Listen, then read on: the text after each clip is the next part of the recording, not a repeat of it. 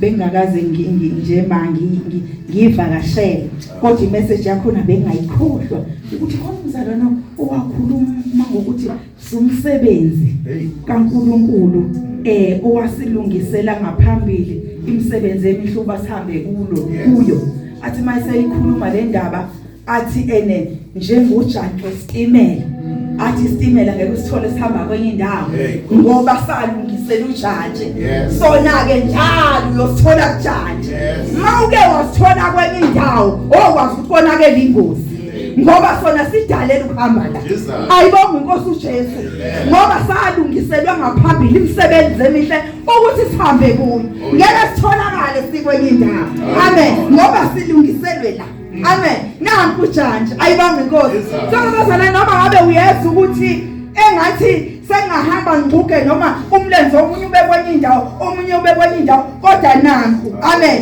nanke esigayidana nayi direction ukuthi samiselwa ngaphambili ukuthi sihambe la ayibonga inkosi uJesu siyabonga uNkulunkulu bazalwane siyambonga kakhulu uNkulunkulu mama uZulu ngale message basihamba siligodlile bazalwane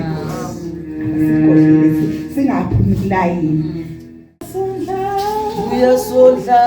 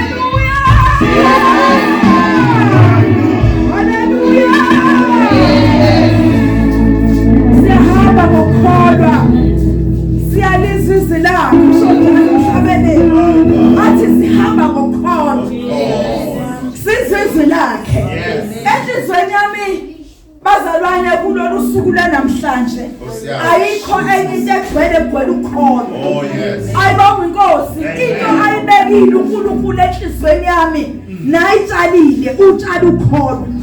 Uthe uBishop ekhuluma last week wathi Nkosi bathi Nkosi andisa ukholwa kwethu. Ayibonga Nkosi uJesu. Ungayicabanga lento yokuthi wayethandisa ukholwa kwethu wayengaqondile ukuthi ngandisela amaSunday ukuthi ngigijime enkonzweni ingaphezulu kwaleyo nto. Uma bethi Nkosi andisa ukholwa kwethu. Ayibonga Nkosi. Kungathi ngingathi angazi mhlawumbe into engazwakala kahle kuthina nabanye ukuthi andisa ukumazi. Isho njalo le ukumazi. Andisa kithi ukumqonda. Andisa kuthina Nkosi ukumazi. Amen. Uma sifunda kule ncwadi kaJohane uchapter 4 uma sifika kule ndaba la khona lithi izwi laNkulunkulu ukuphulukiswa wendodana yenduna eKapanawume. Uma sifika kule ndaba uma sihlehla le ndaba ilandela la khona uJesu ehlangane nosifazane waseSamaria. Leo chapter usewuyena chapter 4. Usewuyena chapter 4 la uJesu ehlangane khona owesifazane wayetshela ukuthi uyazi naye etshela ukuthi uhlakaniphile. Elithi iBhayibheli kanti kwakuswelekile ukuthi adabule eSamaria ngoba kwakufanele afike umuntu onjengoJesu kukhona izinto azoyilungisa.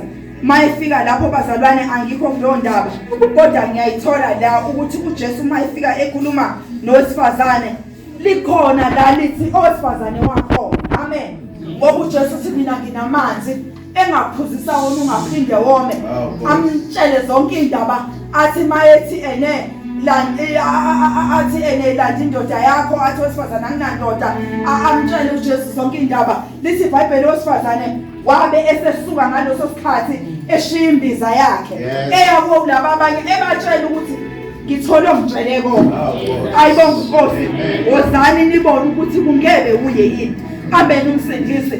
Uma uyifunda nawe lo ndaba uyathola ukuthi uma sebephuthuma beya bathi kwesifazane asisakholwa uyiloko esikuzwe ngawo kodwa nathi uqobo lethu sesibonela ngoba umuntu ohlangane noJesu yakholwa. Ayibonga Nkosi. Uyaqinisekisa uhambe phethe isiqinisekiso kule ndaba ke yami. Kukhona lento abazalwane egcwele ukuthi osandisa ukukholwa kwethu besithi umuntu okholwayo kufanele ukuthi nje ube nehora lokumazi uNkulunkulu.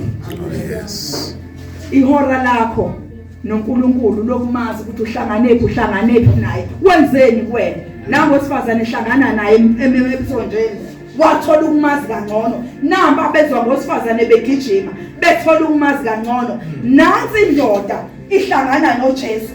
Ithi le ndoda mayikhuluma cela ungifundela Mark 46. uJesu wayesephinda eza eKhana laseGalili lapho enza khona amanzi abe yiwayini.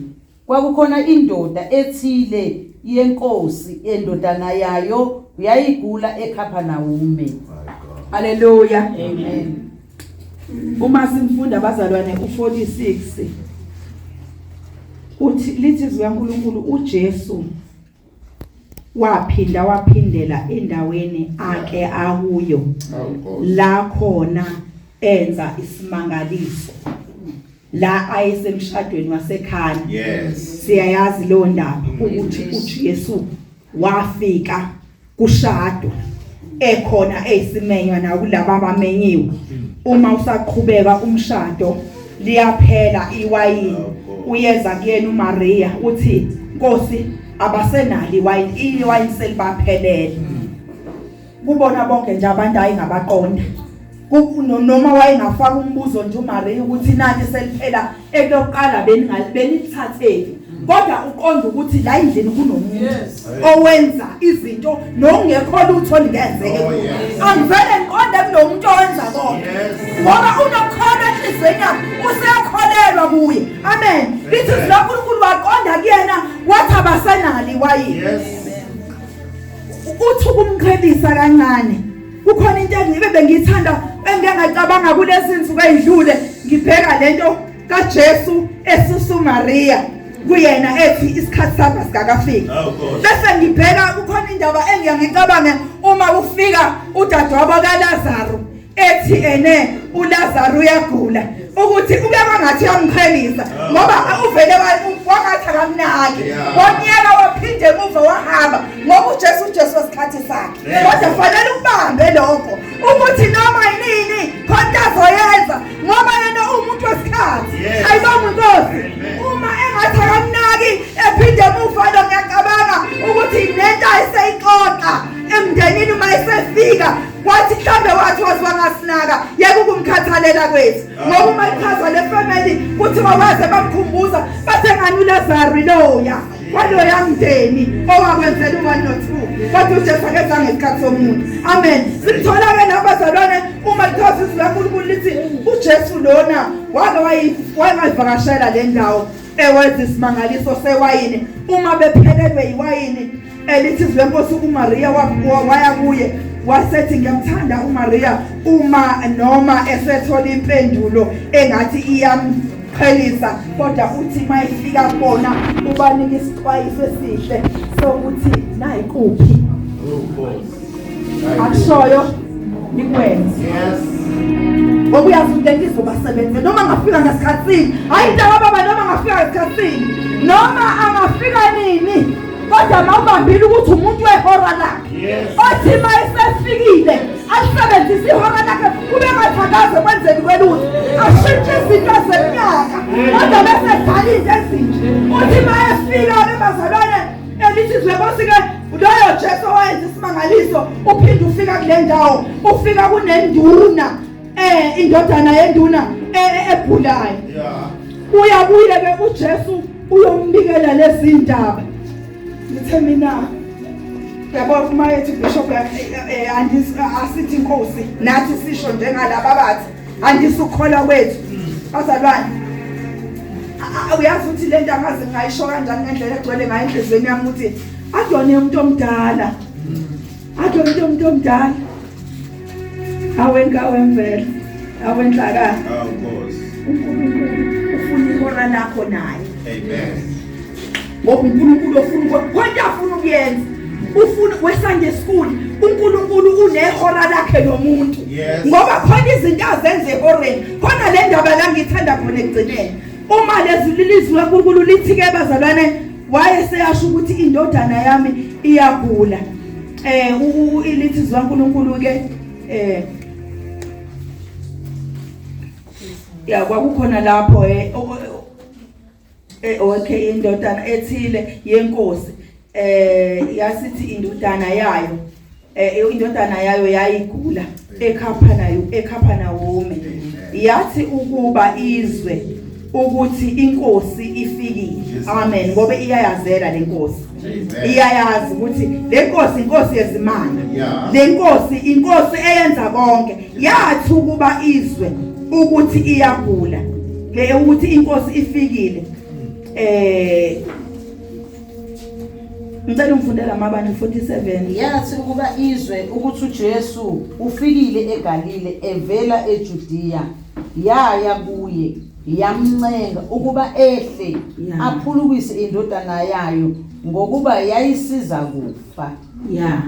Yayisiza kufa indodana ubaba ngamehlo akhe uyabona ukuthi indodana yami iyagula futhi ngiyathanda abazalwane ngoba kuyavela ukuthi ungathi khona abantu abashiya ngemuva wanyomuka ngoba umuntu ofuna ukubuya kuJesu uyanyomuka umuntu ofuna ukuhlangana nenkosi uyanyomuka umuntu onesimo afuna ukuyosixoxa noNkulunkulu uyanyomuka uke washuma emila ethi akuyona egroup uyabona ke lento yokukhonza uNkulunkulu nekufuna ukumazi kangcono akuyona egroup akuyona abangani uyabona kufanele ushukungela ilanga ushaye ngathi abantu abanye abekho kube ngathi wena noNkulunkulu.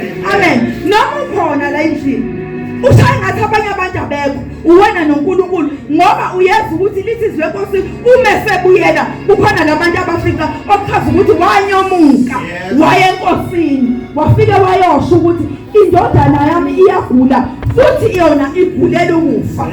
Ayibonga uNkosi.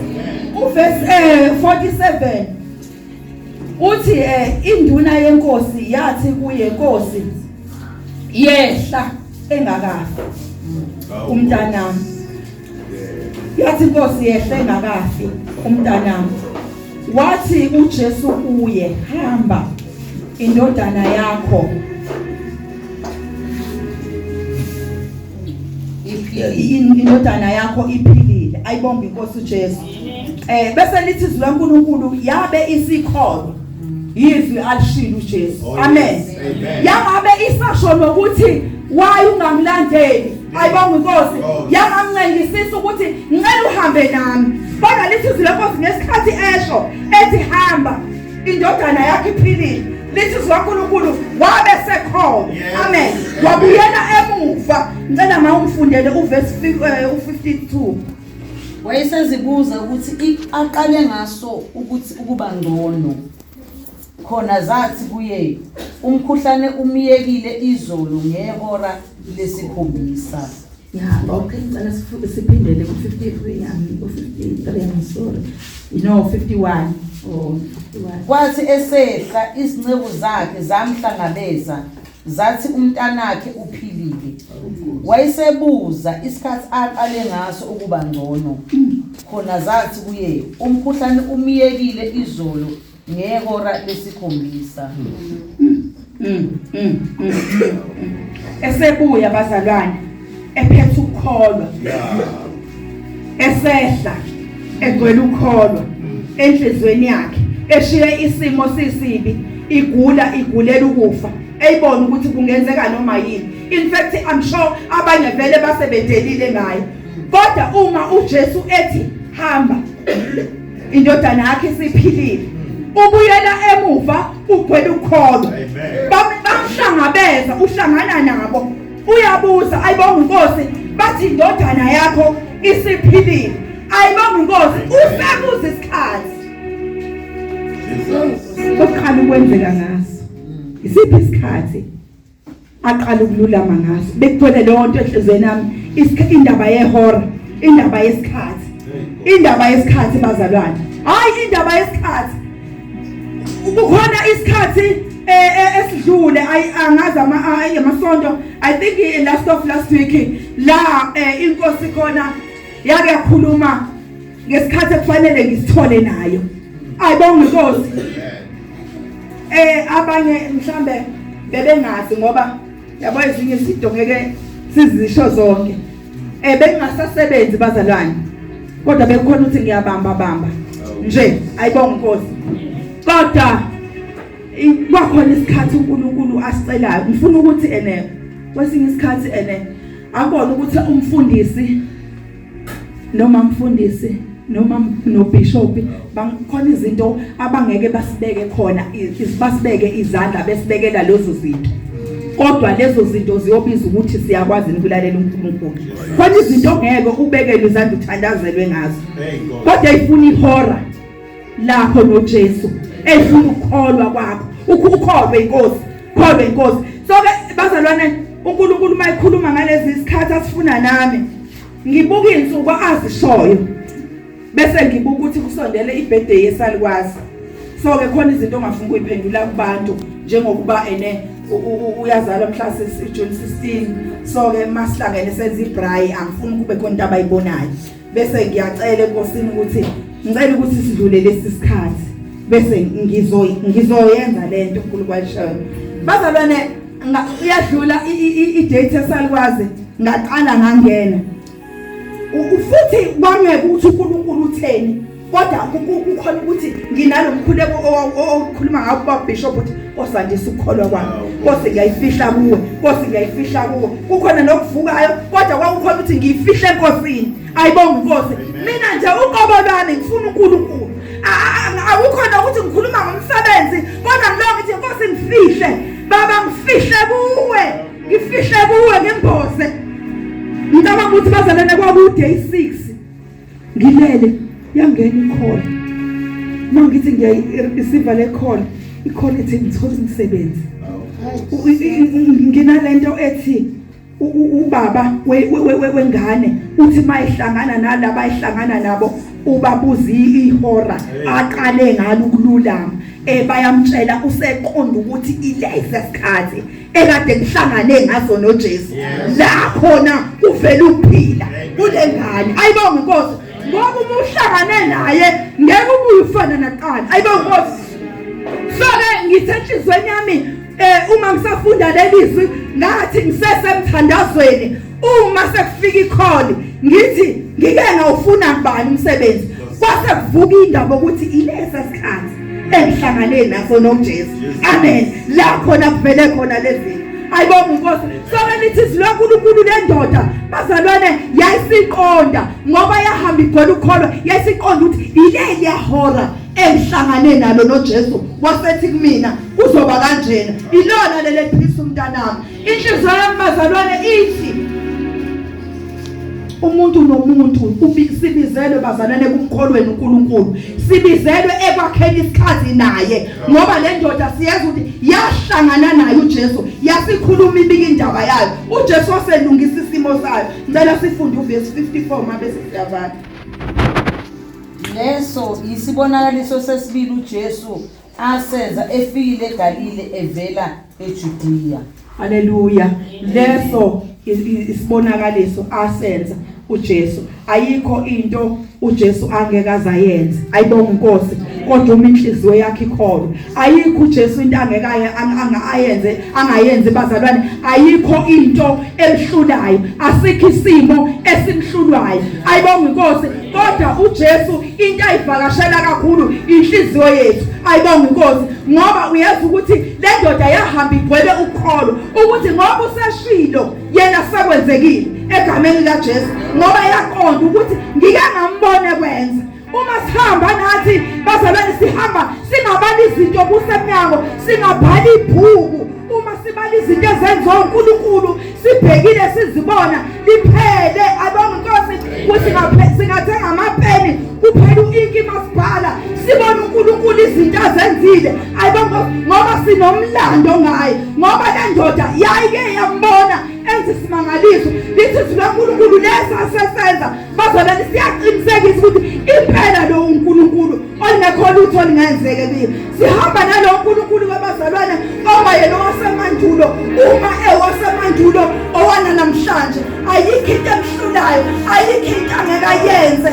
Kodwa ubiza inhliziyo ekholwayo. Ngithe enhlizweni yami ubusisi umuntu oqondayo ukuthi uhlangane nobani, ngoba kuyavela uma ulalela abanye abantu la ngaphandle mawahamba masebebonga izinto ezibehlele athi ngibonga uNkulunkulu nezidalo. Ayibonge Nkosi. Kodwa ohlangane noJesu uyazi ukuthi ubani umnikazi womsebenzi, ngoba le ndoda uyayizwa uma ikhuluma ukuthi yake mboneza isimanga, kodwa uma sihlangana naye imtshela ethi ikholwa ngoba sakwenzekile. Uma ifika iqinisekisa ukuthi izwi lakhe lele kuhlangane naye walisho ilona elenzekile, iphethe isiqinisekiso sokuthi uJesu wenze lo msebenzi. Ayikwazi ukubonga omunye umuntu, akekho omunye umuntu ongathola idumo ngaphandle komnikazi womsebenzi. Ayibonge Nkosi. Noma ungezwa emndenini wakho bebonga abanye, noma ungezwa kuphi bebonga abanye, kodwa siyamazi umnikazi womsebenzi. Haleluya. Siyamazi umnikazi womsebenzi, siyamazi owenza bonke, siyamazi ukuthi uJesu igama lakhe, siyamazi umnikazi wamandla, siyamazi omobayo, siyamazi onamandla negunya, siyamazi ophethe ihluthulelo, uJesu igama lakhe. Noma sebengabonga bamikise namanye amagama, kodwa lilodwa igama elinamandla, uyedwa awenza isimangaliso, uJesu igama lakhe.